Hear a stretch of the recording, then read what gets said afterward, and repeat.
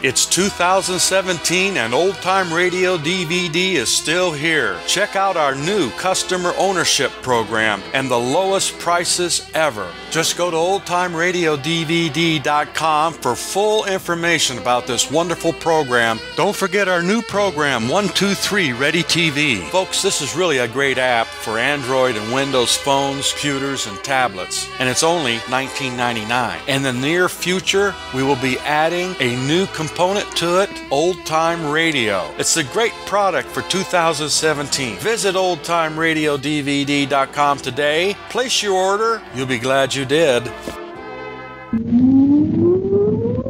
Countdown for blast off. X minus 5, 4, 3, 2, X minus 1, fire.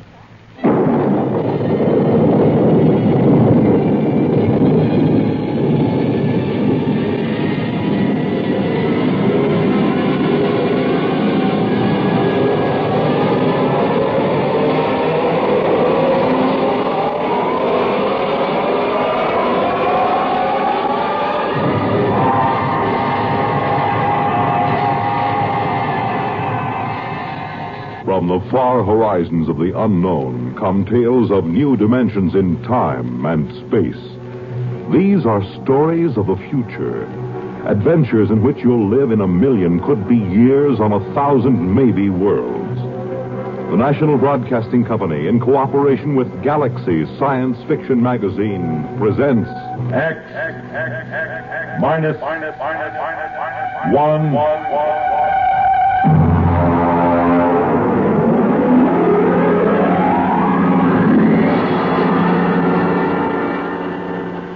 At the Post by H.L. Gold.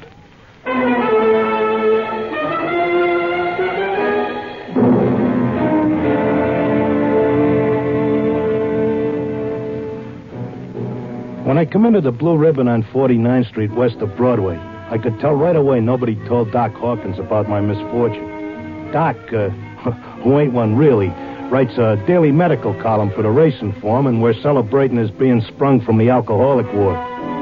He got one look at me, and he choked on a piece of gefilte fish. What happened?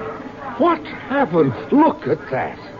Clocker's become a character. Now, lay off, Doc. Look at that, a gray flannel suit, a black tie. Clocker, where is your purple and green check sports jacket? Where are your two-tone suede shoes? Why, you've become a character. That was Zelda's idea. She wanted to make a gentleman out of him. Wanted to? Why, you two got married before they took my snakes away. Don't tell me you've fit already. You don't know, Doc? No. What happened? Well, it was right after you tried to take the warts off the fire hydrant that Zelda started hearing voices. It got real bad. How bad? Well, she's at Glendale Center upstate. I just came back from visiting her. Well, did the psychiatrist give you a diagnosis? Yeah, I got it memorized. Catatonia dementia precox. Oh, rough. Very rough. The outlook is never good in such cases. Maybe they can't help her, but I will. Now, Clocker, you're a race handicapper. You run the best tip sheet on Broadway. But people are not horses. You've got to think of your public. For instance, what's good at Hialeah, huh? My bar bill is about to be foreclosed, and I can use a long shot. Those couch artists don't know what's wrong with Zelda. I do. You do? Well, almost. I'm so close I can hear the finish line camera clicking. Well, now, that's very interesting. Perhaps we can collaborate on an article for the Psychiatric Journal. All right, look. Look at these charts. Look, here. Huh? I use the same system I used to dope the races. Look, Zelda's got catatonia. She used to be a hoofer before we got married, and now she does time steps all day.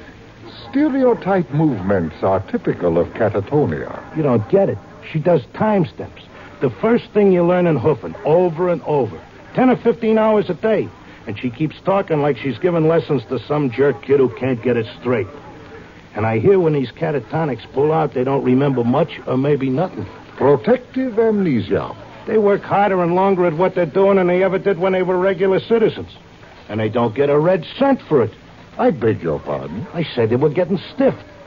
Anybody who works that hard ought to get paid. I don't understand what you're getting at. What are they knocking themselves out for if it's for free? Doc, I tell you, I miss that mouse. I gotta save her. She can't see or hear us, but she can sure see or hear something. And I'm gonna dope her. Clarker, it's too much for you. Too much for me, huh? Who was it said Warlock had turned into a dog in his third year? Who was it had 7 winners the opening day at Belmont? You take my word for it, Doc. I'll beat this schizophrenia handicap.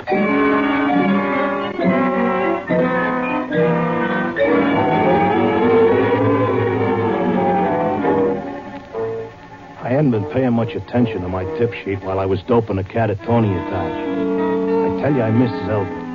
I missed the bobby pins on the floor and the nylon stuck on a shower rack, the toothpaste tube squeezed from the top.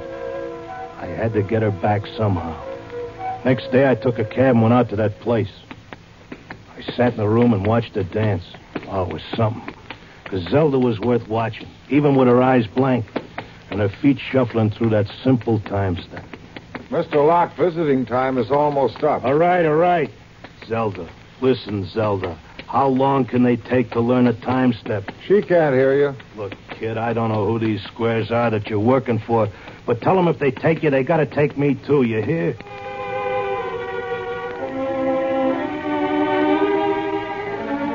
I had an idea now. I had it doped that Zelda was showing them how to dance, whoever they are. And the only way I could spring her was to find out who was controlling her and what they were after. The first step was to get them interested in me and what I know about racing, doping horses. So I stood there next to Zelda and I started to talk. Now, the first thing you got to figure is bloodlines. You take a horse, you got to know back maybe 4 or 5 generations on both sides. Then you got to know where the coat was pulled, what time of year, because all horses are 1 year old on the 1st of January. And there's confirmation, training. You take a horse with good bloodlines, break him in the spring on a hard training surface track, and the first thing you know, you got a horse with a shin splint. Oh, they may cover it up, but if you know it's there. I once knew a horse ran in Hialeah who was scared of flamingo. What are you doing? Had a fine record at Gulfstream and Bowie. But when he got down to Hialeah and got one look at the flamingos, he wouldn't run for beans. Mr. Locke, are you all right? Shut up, I'm Mr. busy. Locke. You bet on a horse that's scared of flamingos at Hialeah, and you're going to come in with your tail between your legs.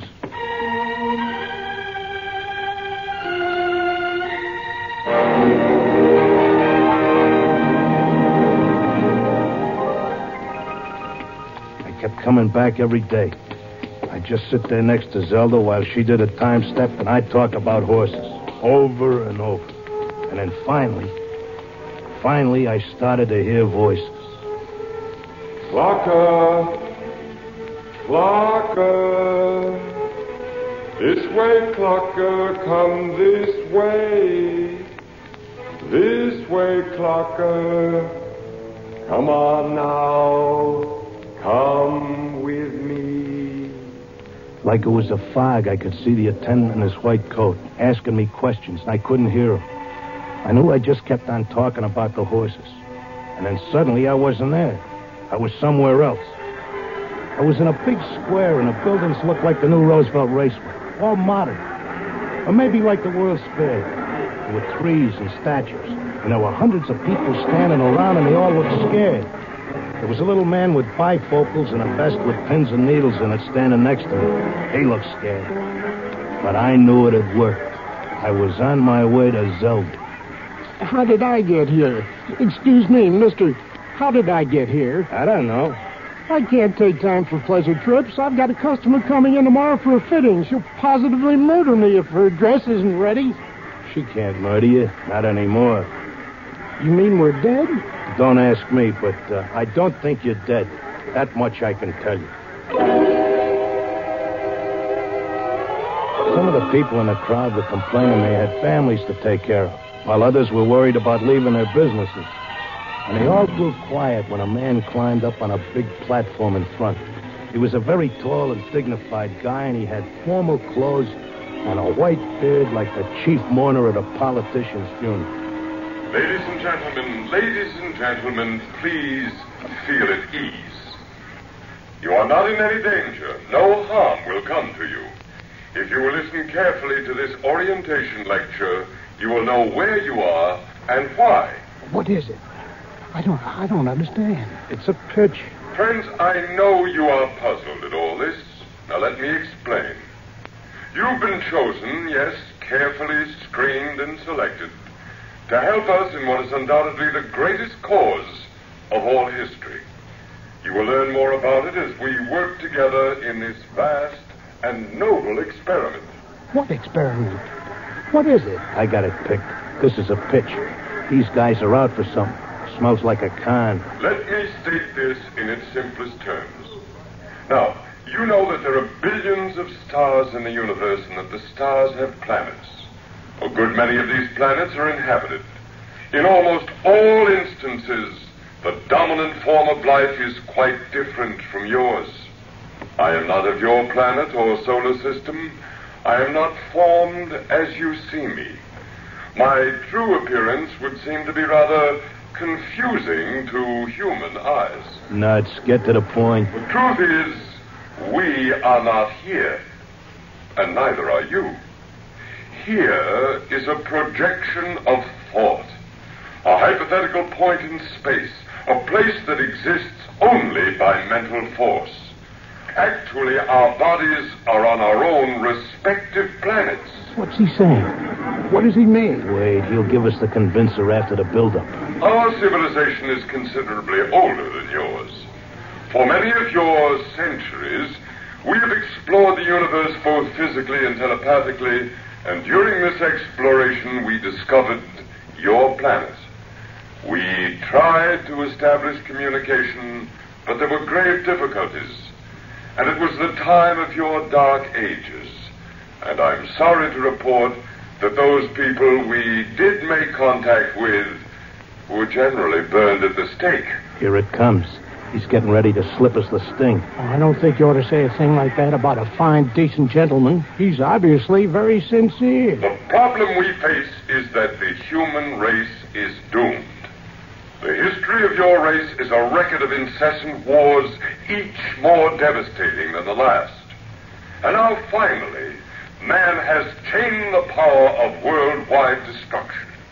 The next war, or the one after that, will unquestionably be the end not only of civilization, but of humanity, perhaps even of your entire planet. Then, why have we brought you here? Because man, in spite of his suicidal blunders, is a magnificent race. He must not vanish without leaving a complete record of his achievements. Now, this is the task we must work together on. Each of you has a skill, a talent, a special knowledge we need for the immense record we're compiling. Every area of human society must be covered. And so we need you urgently.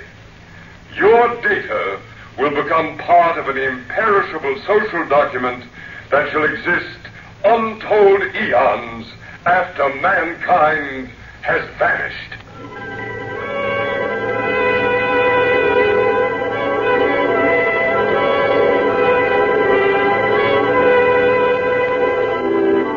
Oh, he had a slick con.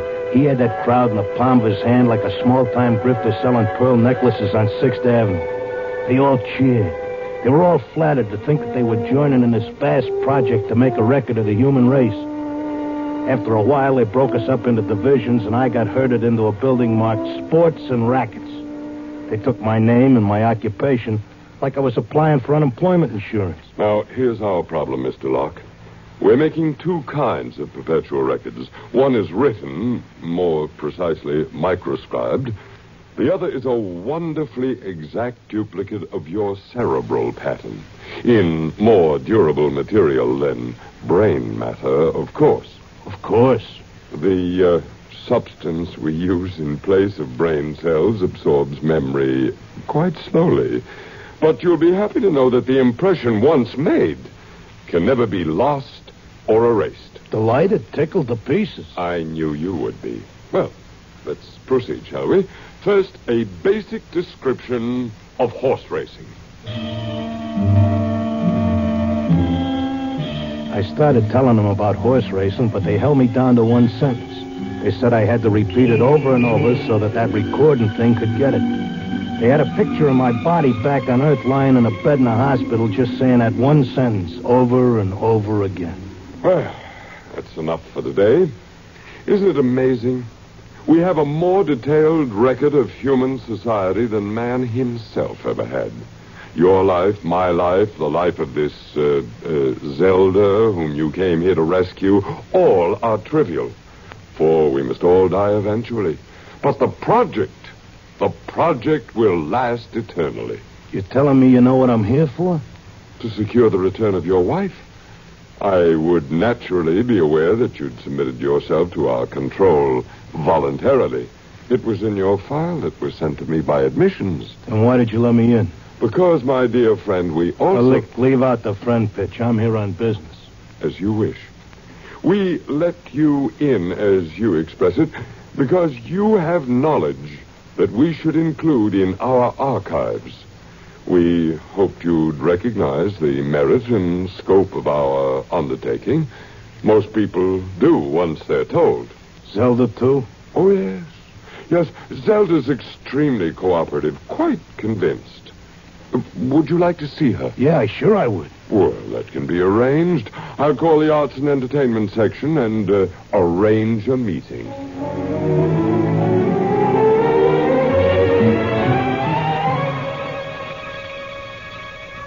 Zelda, baby. Oh, Clocker. Let's get out of here.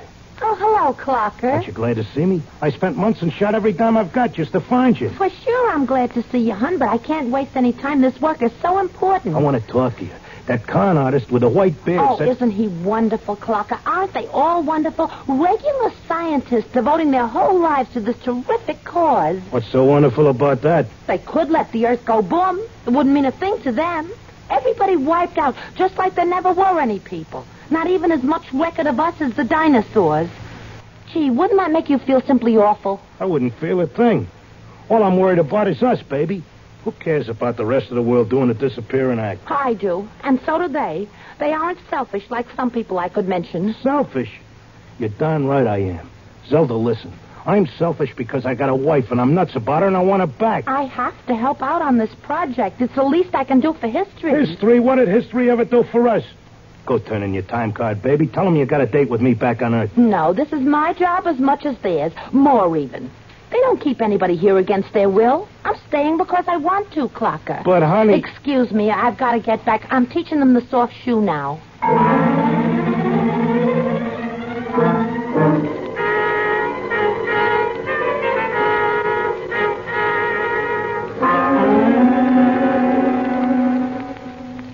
Are you satisfied now, Mr. Locke? Listen, take away the doom push and this racket folds. Listen, suppose you're all square. Suppose you're leveling. You're knocking yourself out because your guess is we're going to commit suicide. But is there any doubt of it? Do you honestly believe the Holocaust can be averted? I think it can be stopped, yeah. Listen, between these catatonics and me, we could tell them what it's all about. I notice you got people from all over the world here. They get along fine because they have a job to do and don't have time to hate each other. Well, it could be like that back on Earth. Mr. Locke, we have experimented in the manner you suggest, but a human psychological mechanism defeated us. Yeah? What was that? Protective amnesia. They completely and absolutely forgot everything they'd learned here. Well, what are the odds on me remembering? Well, you are our first volunteer. Look, I'll give you a deal. You let me out, and maybe I'll be the first case that didn't get amnesia, and I can tell the world all about this. I'll come back if I lame out. You can pick me up any time you want. But if I make headway, you gotta let Zelda go, too. That's a very reasonable proposition. We'll lift our control, Mr. Locke, for a suitable time. If you can arouse a measurable opposition to racial suicide, measurable, mind you, then we agree to release your wife and revise our policy completely.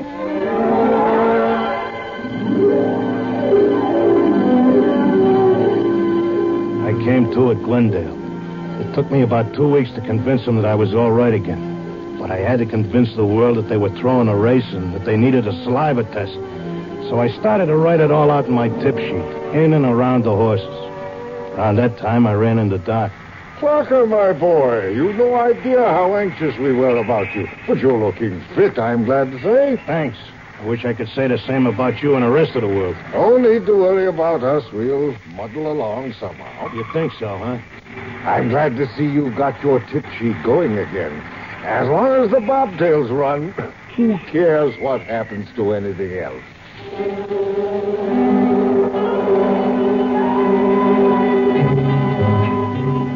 Of course, nobody listened to me. I had posters printed telling everybody. I hired sandwichmen to walk through the city. I made speeches in Columbus Circle. I told everybody doomsday was near. I sent letters to Congress, to the UN editors of newspapers. Nobody paid any attention.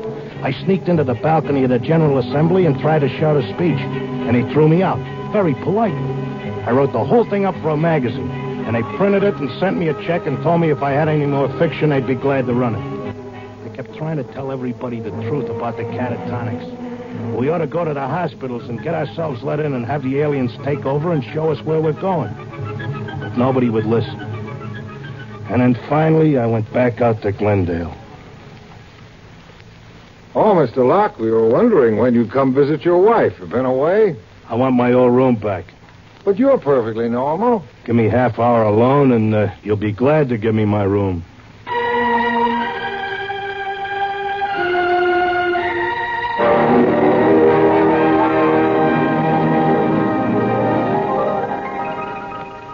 Well, here I am back again. Oh, Mr. Locke. Okay, I'll give you all the rest of the dope on raisin. You won't have any trouble with me. Then you're convinced you failed. I'm no dummy. I know when I'm licked. So do we, Mr. Locke. Naturally, you have no way of detecting the effect you've had. We do. The result is that because of your experiment, we're gladly revising our policy. Huh? Is this a rib? Nobody listened to me. Oh, but they did. Visits to catatonics have increased considerably. When the visitors are alone with our human associates, they tentatively follow the directions you gave them in your article. Not all do, to be sure. Only those who feel as strongly about being with their loved ones as you do about your wife. We've accepted 4 voluntary applicants. You mean I made it? That's right. Before long, we shall have to increase our staff as the numbers of voluntary applicants increases geometrically, and then we'll be able to release the first group to go back and carry the message. Whenever you care to, Mr. Locke, you and your wife are free to leave. Okay, but I'll tell you what. I owe you plenty. I'll help make that record before I go. I'll teach you how to dope the horses. Is that what you want? Why, yes. All right, then let's go. The quicker we get started, the quicker we can get back.